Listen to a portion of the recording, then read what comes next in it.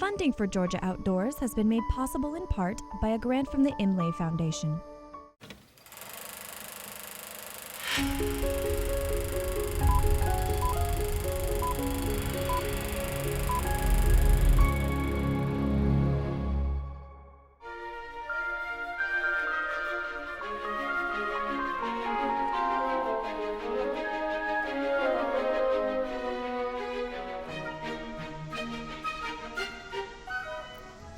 Well, hello there. This show is about an animal sanctuary that was shut down and about the family who used their life savings to bring it back to life.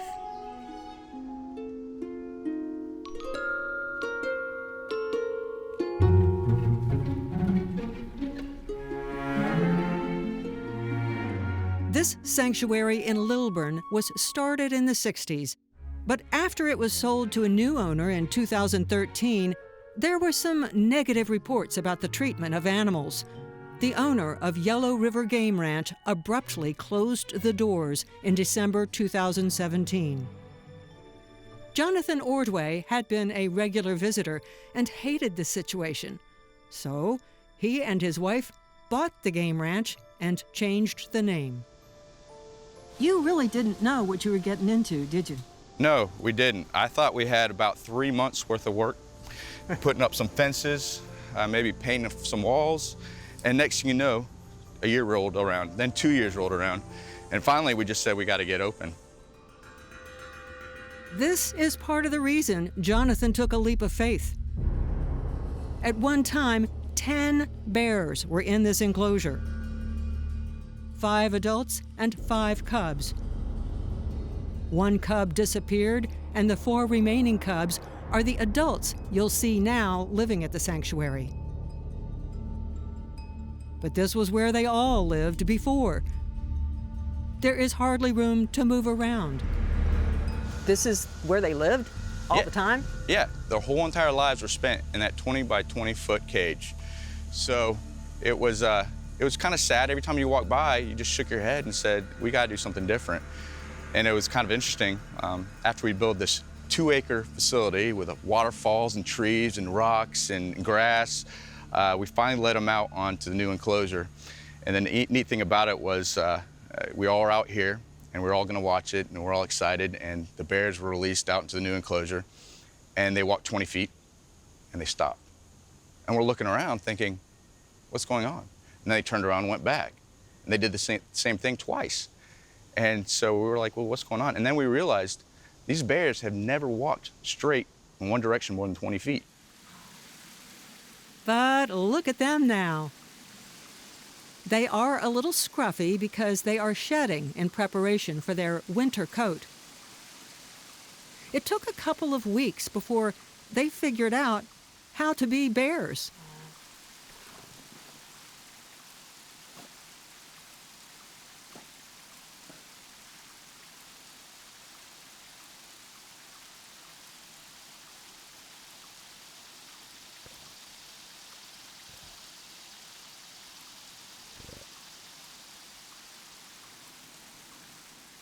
There's even a little bear competition.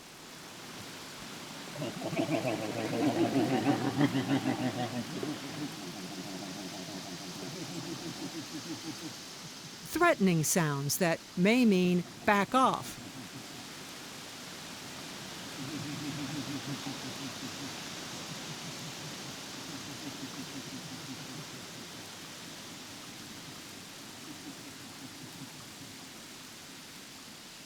And one of them does. For Jonathan, this made the whole thing worthwhile. He plans to create better habitats for all the animals. Is this part of the reason, this bear cage, part of the reason you bought this place? It's the bears' fault. I blame them completely. I never wanted to see them on concrete again, and that was really what the goal was. But after we did that, I started meeting the other animals here, and I started having a passion for them as well. And so this habitat over here is just the beginning, and I want to make the rest of the habitats as good, if not better, than what we have here. Jonathan knew how to build things, but he brought in Clint Murphy as the expert in animal care. One of the things we try to do is, I don't want to say fewer animals done right, but that's one of the fun things I find with kind of exhibiting animals in this way. A lot of people are familiar and liked the old way. As soon as you came through the back door, they would be inundated by, the first deer that was here. Yeah. However, with changing in a lot of the protocols and policies of Georgia and how deer are exhibited, they can't be just free roaming anymore.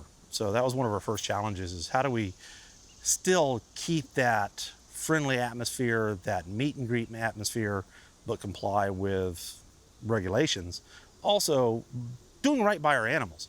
Yeah. And once again, Jonathan, doing a lot of the pre-research, created this even before I got here. This is amazing. I mean, they've got a lot of room. So we're over 2 acres here. Oh, I see them. They're hiding So from 9 us. total deer. There are 9 deer on 2 acres. 7 of them fallow deer, native to Europe and Asia.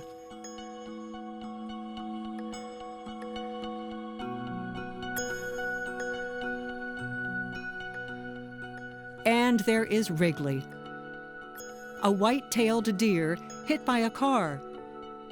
Clint put him in a life jacket and had him swim in the bear pond. And he uses food to get him up and moving. And it's working. Rigby. Clint is also over the keepers. Elizabeth Fincher works with the raccoons. It involves more than just feeding them. For example, this pool of bubbles excites them. This is Toes, is our female. Then the other 3 are brothers. So there's Miko, Rigby, and Rocket. They're all named after cartoon raccoon characters. Pocahontas, yeah. Rocket and Rigby.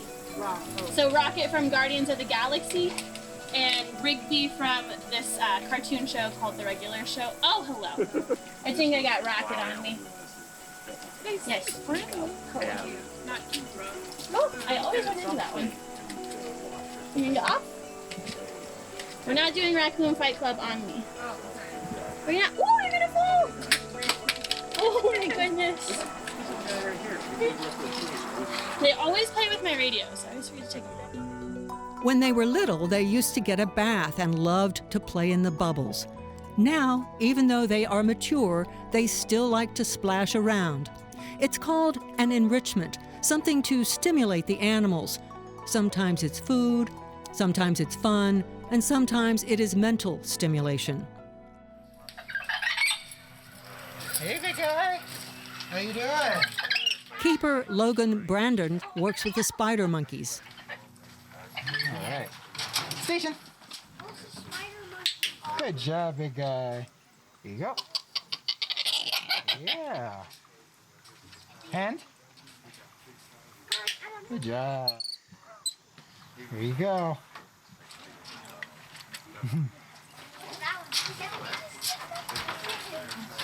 Station. Hand. Good job, big guy. Yeah, you're doing a great job. Can you do it again? Station. Hand. Hand. Good job. There you go, big guy. We can have him present his arm like he is doing right now. And we're going to be able to actually check to see if there's any sort of scratches or any sort of injuries going on in his arm. That way we don't have to go in there and actually meet up with him. Hand. And so I'm just having to hold on longer and longer to it. Now he's getting used to these kind of things going on while training is happening. Station. Good job, big guy. Good job. Yeah, I'm making a lot of noise today, huh?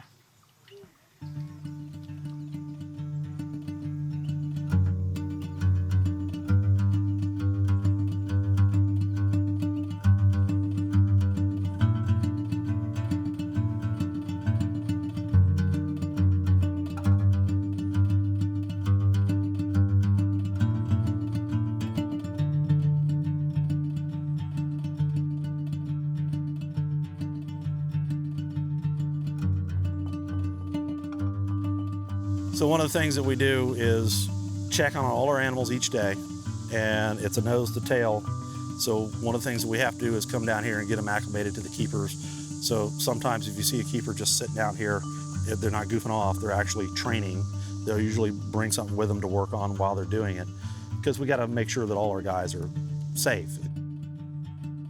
Right now, the Yellow River Wildlife Sanctuary is breaking even on ticket sales. But it wouldn't work if Jonathan didn't have another job. So this isn't your day job. No, it's not my day job. It's a 7-day-a-week, 60-hour-a-week job, but this is not how we make our livelihood. Fortunately, our background is in real estate, and we do a lot of apartment renovations and things like that. So the great thing about that is that it actually gave us the confidence and the experience we needed to be able to do a big project like this. So we have carpenters and electricians and plumbers, and all we do all day is do kitchens and baths. So being able to come out here and do something like this, instead of doing the monotony of fixing leaky toilets and sheetrock, we come out here and do lemur jungle gyms and bear houses. So it's great for all of us, and we get to do something we're passionate about. Yeah, you've got big plans for this place. I mean, you took pretty much your life savings to buy this place. That is a huge undertaking. I mean, and you're not getting rich off of it. No, definitely not. You know, sometimes in life you get one chance at making a difference, and Katie and I felt this was our big chance. So we took the leap and we jumped into it, and I'm happy every moment that we did.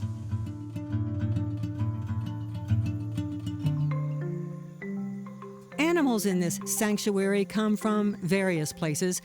The ring-tailed lemurs are from a breeder who got out of the business. Jonathan designed and built this lemur enclosure. They have their jungle gym with an inside space that has air conditioning and heat.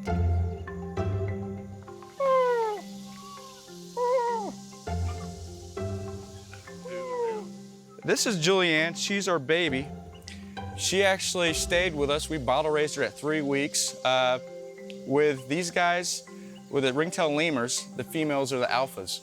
And the problem is only the female alpha is allowed to have a baby, and we had 2 females. One had a baby. We didn't know which one was going to be alpha. So we had to take Julianne on, and she actually lived with us and our kids for about 6 months until she was brought over here. So she has a special spot in my heart for sure. And this is our little baby Momo. She was an accident. We didn't actually mean to have him, but we love him just the same. Jonathan and his wife Katie juggle a home full of 5 children and sometimes a house full of animals being bottle-fed or quarantined. Which one's Julianne? You know who that is? That's Momo. Momo likes you, huh? Say hi to Momo. Oh. But look who's coming.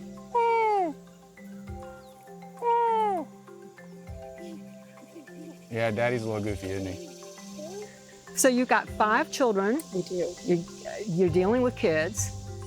You went along with him to buy this place. Yeah. Was that scary? Very, very. I mean, yeah. At first, like he mentioned, I was like, no, that's. And then hearing that, okay, there really wasn't a great place for bears to go, quickly became, okay, well, is there any way to help? And it just continued from there. I mean, this was the best way. And for it to go away, it just felt like our kids, every kid, was losing something that's important. So crazy, scary. He's more vision and plan, and I'm the numbers. So from my side, definitely scary. But it's been great. And it's been, I mean, everything as it worked out, the excitement from the people has, I mean, you kind of worry, like, okay, we're a little crazy. But you fear, was this even important to everybody else? And so to have the community, have everybody, just all the positive has been amazing. Yeah. A lot of animals are lucky to be here. This rare black coyote was a sensation in Cobb County because he kept going into neighborhood backyards to play with the local dogs.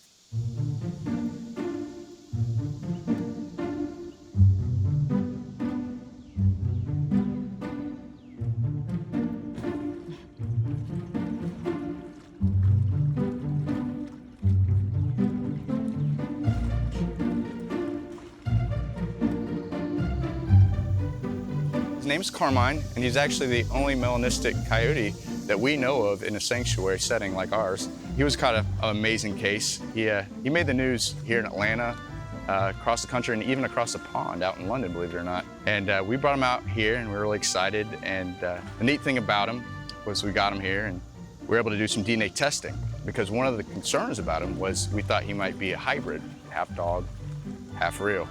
Atlanta Coyote Project was kind enough to come out and do some testing, and they found that he is 100% coyote. And turns out that's actually a dominant trait with the coyotes. So I learned a little bit there, but he's been an incredible addition, and we work with him every day. He's becoming more friendly and more friendly, and eventually, like we do with the other coyotes, we'd like to be able to take him on a leash and get him out of his enclosure just to enrich their lives. And that's kind of the goal with Carmine, but he's precious.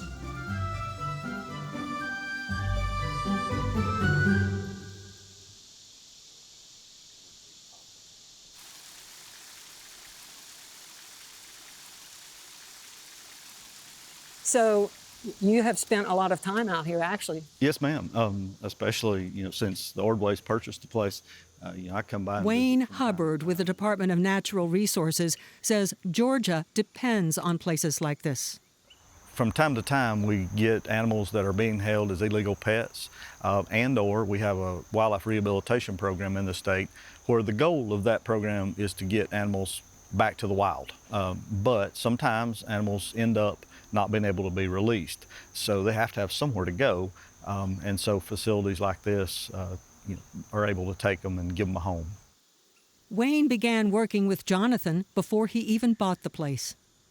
The present owners have made improvements and updated exhibits to what the public is after these days. In years past, it was okay to go see animals in a zoo or facility in small cages and things like that, but public sentiment does not allow for that anymore.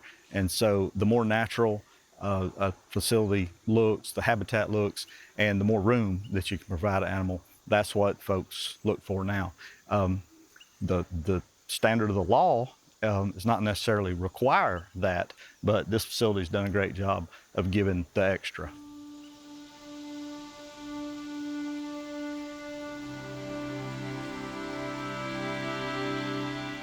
Look at the bison enclosure.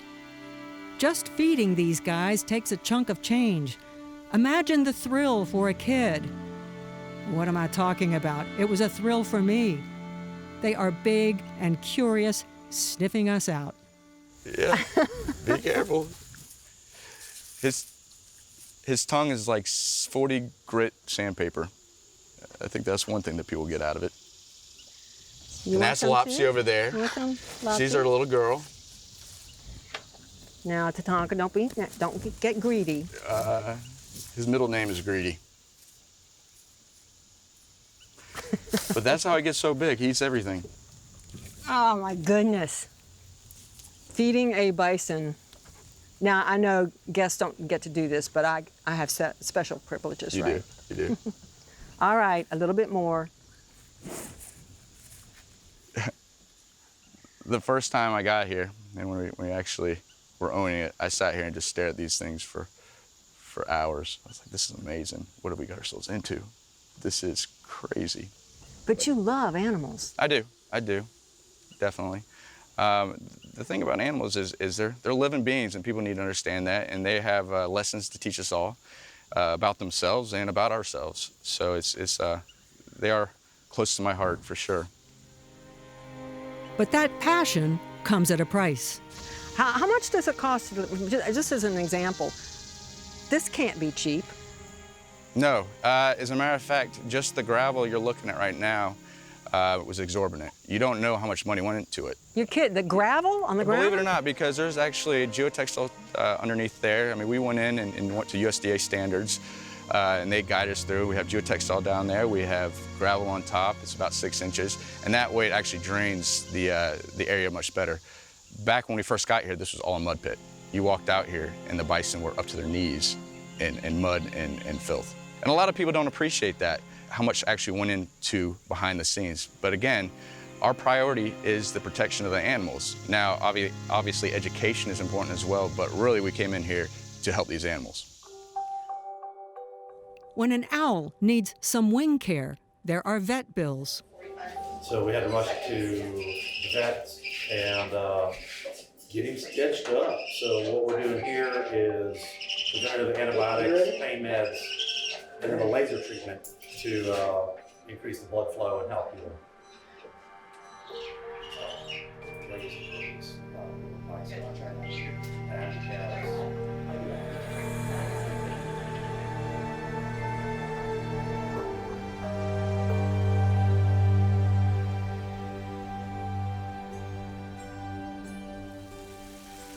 As enclosures become more like habitats, there is a hefty cost involved. But bit by bit, they are chipping away at a complete renovation. People we saw were glad a family favorite had reopened. Oh my goodness, her dad said she woke up at 6 o'clock this morning and went to his bed and said, "Dad, is it time to go yet? Is it time to go?" She was just so tickled to be here. From bison to bunnies, there are signs everywhere describing the animals and keepers who will answer any questions. Feed that. I want to feed that one. You want to feed that one? Well, you have one certain bunny that you want to feed? Okay, here. Go find your bunny. I want that. I want that.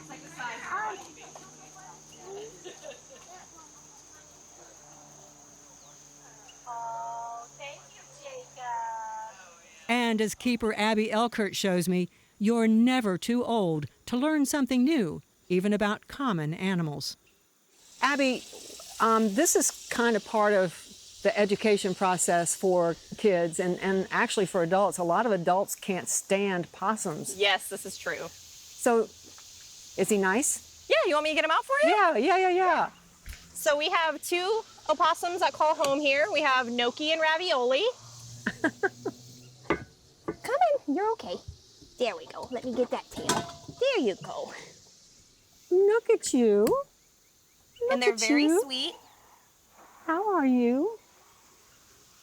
Tell me what's a good thing about a possum that should make people love them. There's actually tons of great things about them, but one of my favorite things is if you don't like ticks or Lyme disease, it's their favorite snack in the wild. So these guys can eat anywhere to like 5,000 ticks, and that actually brings the Lyme disease, the chance of you getting Lyme disease down, because they're taking those possible disease-infested ticks out of that population.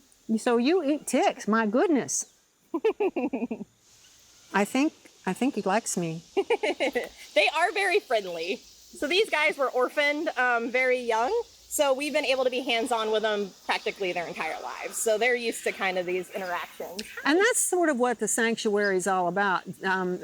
You get things like an orphaned possum, which would probably just die. Yes. We are able to give homes to animals and connect with places like Aware and things like that, and be able to help them out for animals that can't be released back into the wild and don't really have any other options. So we're able to give them that other chance of life, to be able to be used for education, teach people about how amazing the animals in their own backyard actually are, instead of being misinformed and think they're horrible creatures to have around when they're actually very good. Yeah, because there are people who would kill the possum. Yep, and like they can eat venomous snakes. They're actually immune to a lot of venomous snake bites. So if you don't like venomous snakes like coral snakes or copperheads, they can actually eat those, so they're beneficial at that. Well, it was nice to meet you. I've never felt a possum tail. I can tell you that's a new one for me. Yes. This is so cool. Well, thank you, Abby. You're welcome. They're very great to have around, and we love having the chance to be able to get guests up and close and personal with these animals. There used to be about 600 animals here, but when the doors closed, many of them were taken to Dossett Nature Center in Jackson. There are quite a few sanctuaries in Georgia, it's likely that they all share the sentiment of Clint Murphy. I guess, in a way, you feel like all of these animals are your kids. In a way, yes. It's similar to that, and then much deeper than that, because I feel personally responsible as the zoological manager of all these guys. Everything that happens and everything that doesn't happen with these animals is my direct problem. It's either because I didn't tell somebody to do it or because I told somebody to do it. And I take responsibility for all of that. So, personal responsibility for every one of these animals' health and well-being, which, in a way, most keepers have that. As we continue to develop neighborhoods in their habitats, there will be more animals injured or roaming in the suburbs where there will undoubtedly be a clash. Sanctuaries may well take on an increased importance in the balance between our population and theirs. If you love animals, I'm guessing this show touched your heart. It certainly did mine. I'm Sharon Collins. We'll see you next time. Donkey?